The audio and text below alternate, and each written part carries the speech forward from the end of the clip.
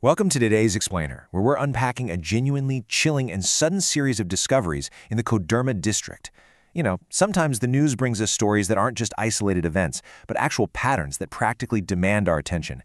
Today, we're zeroing in on a stark, undeniable reality that played out over the course of just a single day, according to reporting from the Times of India. So we're going to map out exactly what happened, step by step, using the hard facts we have right now. Okay, let's just dive right into this. On a single Monday, local authorities in Koderma were suddenly faced with the recovery of not one, not two, but three separate bodies. Just pause for a second and think about the sheer weight of that number for a local police force and the surrounding community. That's three distinct lives and three completely different locations, all converging on one really dark Monday. I mean, it's a staggering statistical anomaly for one day. Usually, a single recovery is a tragedy that eats up immense resources, right? You've got to secure the scene, identify the victim, and do the heartbreaking work of notifying the next of kin. But having three sudden recoveries all at once? That literally plunges local law enforcement into a total state of urgency. They aren't just dealing with a single incident anymore. They're suddenly juggling multiple, simultaneous mysteries spread across their entire jurisdiction.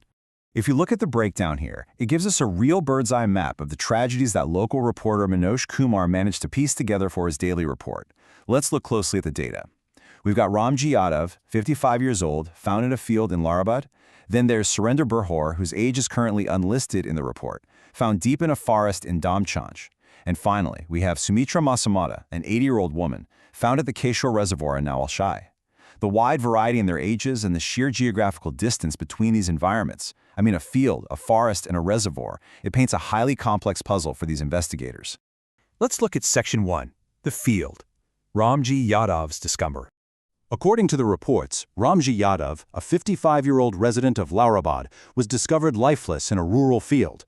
What really stands out to me here is the jarring contrast between the environment and the event itself.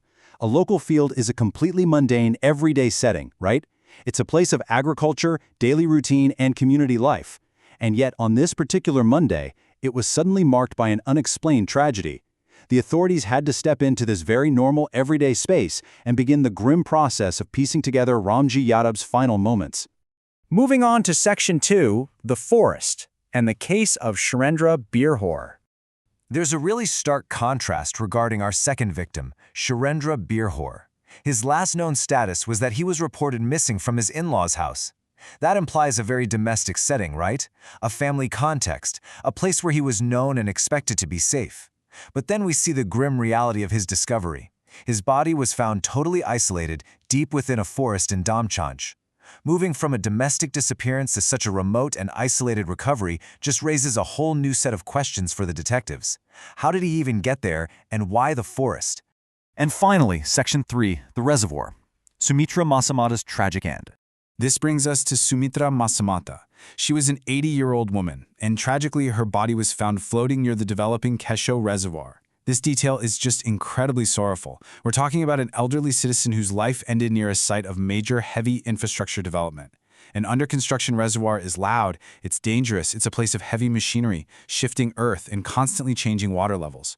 Her discovery there adds a really haunting element to the district's infrastructure efforts, and honestly, it presents a completely different logistical nightmare for the police compared to a rural field or a dense forest. So, taking a step back, this is the overarching question, isn't it? With three bodies recovered in a single day across a field, a forest, and a reservoir, the immediate question hovering over the entire community is simply, what exactly happened here? We have three vastly different demographics, three vastly different terrains, all within the exact same district, all on the exact same Monday.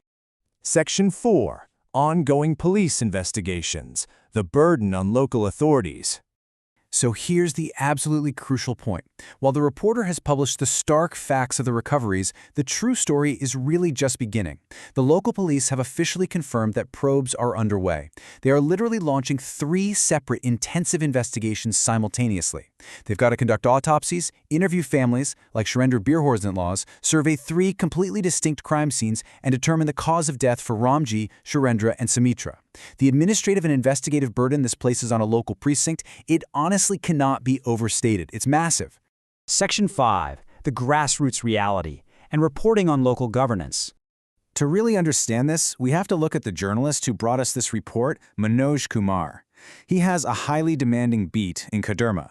His daily reports capture a vast and complex array of local issues. We're talking grassroots realities, local governance, tragic accidents, wildlife conflicts, and mining crackdowns. This context is absolutely vital. It tells us that Koderma is a district actively grappling with heavy industry, wild nature, and complex social dynamics. By looking at Manoj Kumar's typical beat, we can properly contextualize this dark Monday.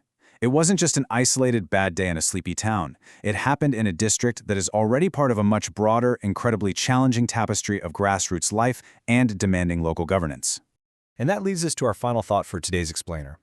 As the police diligently work to uncover the truth behind the sudden deaths of Ramji Yadav, Surinder Birhor, and Sumitra Masimata, we're kind of left to look at the broader picture.